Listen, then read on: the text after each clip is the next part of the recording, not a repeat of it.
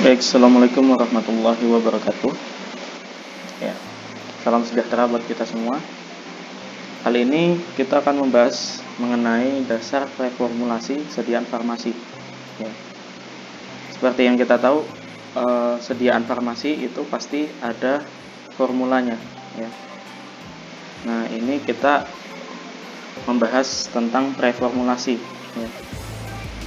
Artinya tujuannya adalah membuat formula yang tepat sehingga menghasilkan produk akhir berupa sediaan farmasi yang stabil, aman, berkhasiat, dan nyaman ketika digunakan. Ya. Jadi kata kuncinya adalah pertama, keamanan atau safety. Ya. Sediaan farmasi harus aman, tidak boleh overdosis, tidak mengandung senyawa beracun, dan tidak ED ya secara bahan bakunya, dan stabil dalam penyimpanan, tidak terdegradasi selama penyimpanan. Obat harus aman digunakan karena sejatinya obat digunakan untuk menyembuhkan, bukan malah menambah penyakit. Bahan-bahan yang digunakan diatur lebih ketat dalam pengawasannya bila dibandingkan dengan makanan atau minuman. Jadi dalam merancang obat, keamanan merupakan pertimbangan yang paling utama. Jadi sebelum obat itu bisa memberikan efek, ya, yang utama adalah dia harus aman. Ya. Kemudian lanjut yang kedua adalah berkhasiat, ya, atau efikasi. Sediaan farmasi harus memiliki khasiat. Untuk itu, setiap sediaan farmasi harus mengandung zat aktif. Jumlah zat aktif tidak boleh melebihi ketentuan yang sudah ditentukan di buku standar, atau tidak boleh overdosis. Karena kalau overdosis nanti mempengaruhi lagi, ya, keamanannya. Itu. Kemudian keberterimaan pasien atau acceptability. Ya.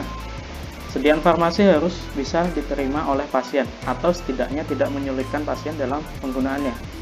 Sebagai contoh, pasien tidak mau menelan tablet yang dalam proses pewarnaannya kurang merata sehingga terbentuk bercak-bercak warna pada permukaannya. Atau contoh lainnya, anak di bawah umur 5 tahun tidak mungkin bisa menelan tablet, sehingga perlu diformulasikan dalam bentuk sediaan cair.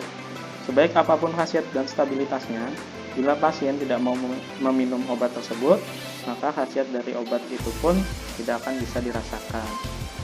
Jadi ya, yang pertama keamanan, kedua khasiat, ya, ketiga keberterimaan.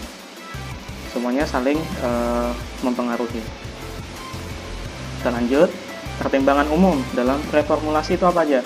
Sebelum membuat formula sediaan obat, beberapa hal yang harus dipertimbangkan yaitu pertama adalah bentuk sediaan yang akan dibuat. Apakah bentuknya padat? Ya. Padat itu apa? Ada macam-macam, cair, ataukah salep, ya, atau semi solid, ya. Nah, kemudian bahan tambahan obat yang akan digunakan apa? Ya, karena mempengaruhi. Kalau sediaannya padat, tidak mungkin menggunakan basis krim seperti itu. Ya, kenyamanan saat penggunaan, ya, ini nanti berhubungan sama akseptabilitas. Kemudian kestabilan sediaan obat, ya, dan khasiat obat. Kestabilan itu jadi kayak dalam penyimpanan, ya, apakah dia mudah rusak atau dia stabil obatnya itu. Pertama dulu, bentuk sediaan yang akan dibuat. Ada beberapa pilihan bentuk sediaan farmasi, yaitu padat, bentuknya bisa puyer, tablet, kapsul. Kalau suppositoria ini bukan, ya, dia itu termasuk semi padat. Kemudian bentuk setengah padat, salep, pasta, krim, ya, dan suppositoria harusnya masuk sini, ya. Dan bentuk cair, larutan, suspensi, emulsi. Pemilihan bentuk sediaan obat tergantung pada pertama, sifat fisika kimia zat aktif yang digunakan, yakni kelarutan, ukuran partikel, sifat higroskopis, reaksi-reaksi kimia, dan lain-lain. Ya, jadi harus mempertimbangkan sifat fisika kimianya, kayak kelarutan. Bahan yang tidak larut dalam air tidak mungkin bisa diformulasikan dalam menjadi sediaan larutan ya. Kemudian misalkan sifat higroskopis ya. Higroskopis itu menyerap kandungan air yang ada di udara. Jadi dalam penyimpanannya kalau nggak kedap dia akan menggumpal. Kemudian cara penanganannya seperti apa kalau dalam formulasi seperti itu. Kemudian kerja obat yang diinginkan secara lokal ataukah sistemik. Kalau untuk kerja lokal, sediaan salep, krim, lotion, bisa juga serbuk tabur ya, atau pulvis. Kalau untuk kerja sistemik ini artinya diedarkan ke seluruh tubuh oleh darah. Itu sediaannya bisa tablet, kapsul, pulveras atau puyer, dan sirup. Dan untuk umur si pemakai, untuk bayi dan anak-anak lebih disukai bentuk pulveras dan sirup. Untuk dewasa umumnya dibuat dalam bentuk tablet atau kapsul. Ya. Bahan tambahan obat yang akan digunakan.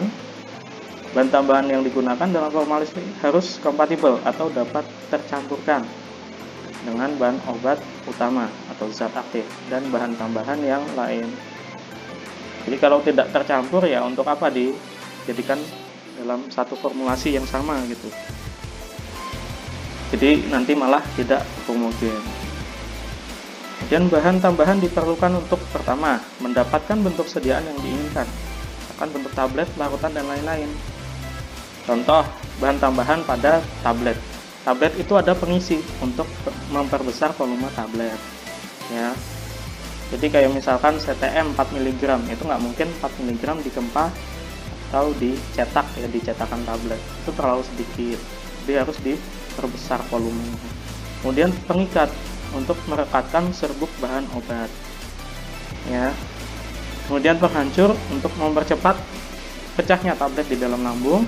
Penyalut untuk memperbaiki kestabilan, untuk mengkontrol penghancuran dan mempercantik penampilan tablet. Kalau untuk larutan seperti apa?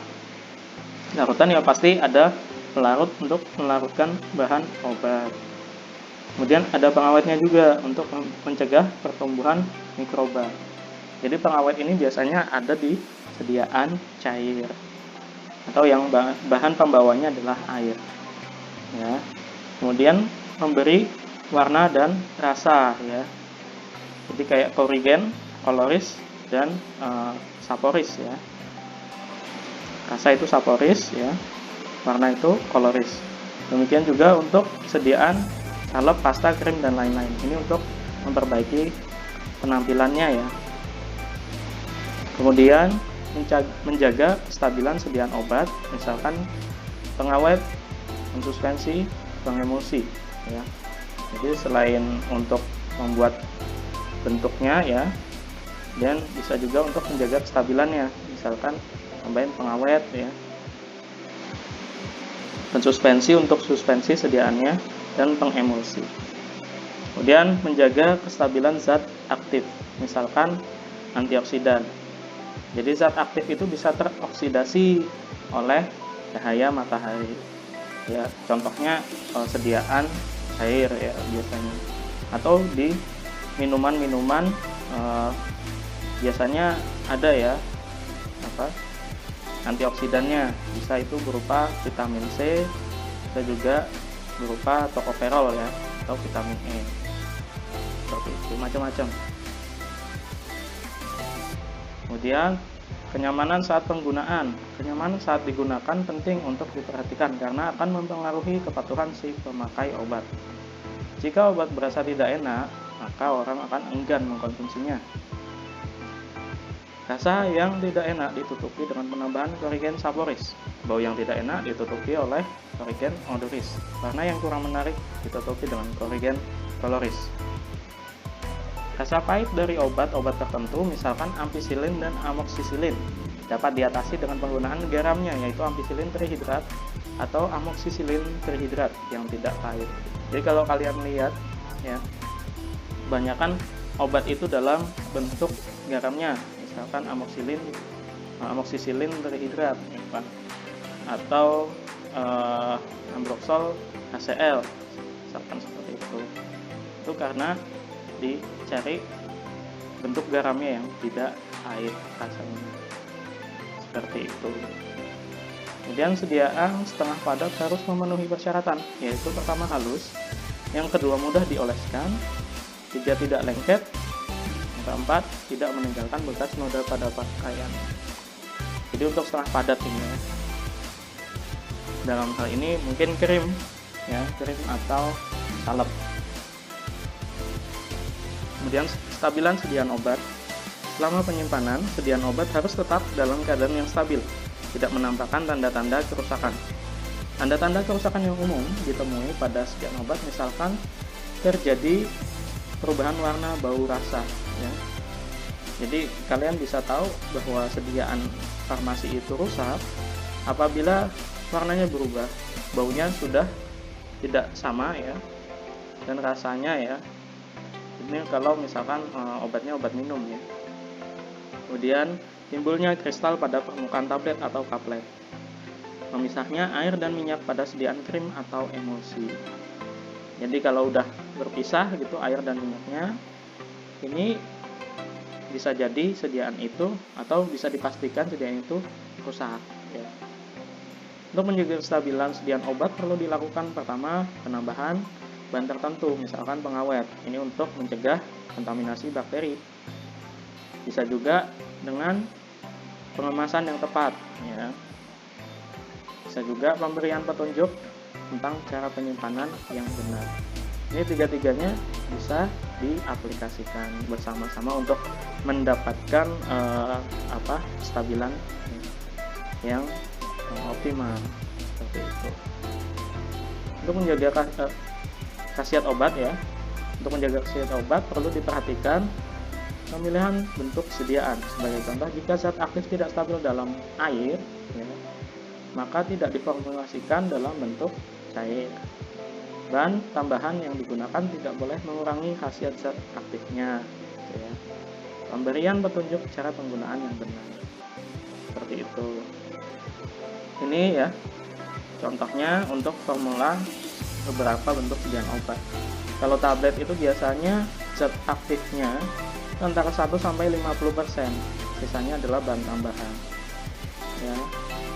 Bahan tambahan itu isinya apa aja? Bisa yaitu pengisi, pengikat, penghancur, pelicin dan pelumas, pemberi warna, perasa, penyalut. Dan kalau salep ya, bedanya kalau ini cuma 1 sampai 10%. Makanya kalian nggak pernah menemukan bahan obat dalam salep itu lebih dari 10% ya. Sisanya 90 sampai 99% adalah bahan tambahannya. Bahan tambahannya apa aja? Bisa dasar salep, pengawet, pewarna. Bisa juga ditambahkan pengaroma juga mungkin ya. Seperti itu. Atau bisa juga tambahin antioksidan gitu kan. Untuk krim antioksidan. Misalkan seperti itu. Ya. Kemudian formula krim ya, bahan obat aktif itu sama ya seperti salep ya. Ini tadi yang saya jelaskan ya, bisa ditambah pewangi ya, bisa ditambah pengawet ya, seperti itu. Jadi krim dan salep itu sama ya presentasinya untuk bahan zat aktifnya. Kemudian untuk suspensi ya. Contohnya suspensi itu sama ya, 1 sampai 10% biasanya bahan obat aktifnya. Sisanya adalah bahan tambahan. Bahan tambahannya itu biasanya apa aja? Sama pembawa atau pelarut ya. Jadi kalau suspensi itu istilahnya pembawa bukan pelarut ya. Kemudian ada pensuspensi ya, perasa, pengawet, pewarna. Jadi suspensi itu beda dengan larutan. Ini adalah intinya dia tuh bahannya tidak larut sebenarnya, cuma karena sediaannya itu kental, jadi seakan-akan dia larut seperti itu. Kemudian terakhir injeksi itu bisa sampai 20%. Sisanya bahan tambahan. Bahan tambahannya apa aja? Pembawa atau pelarut, pengisotoni dan pengawet. Isotoni itu nanti akan dijelaskan di kesempatan selanjutnya ya. Jadi intinya semua obat ya yang masuk ke dalam tubuh itu harus sifatnya isotonis seperti itu. Kalau enggak akan menyebabkan nyeri dalam wilayah penyuntikannya. Seperti itu. Sekian dari saya. Mohon maaf bila ada kesalahan dalam penyampaian. Semoga mudah dimengerti. Assalamualaikum warahmatullahi wabarakatuh.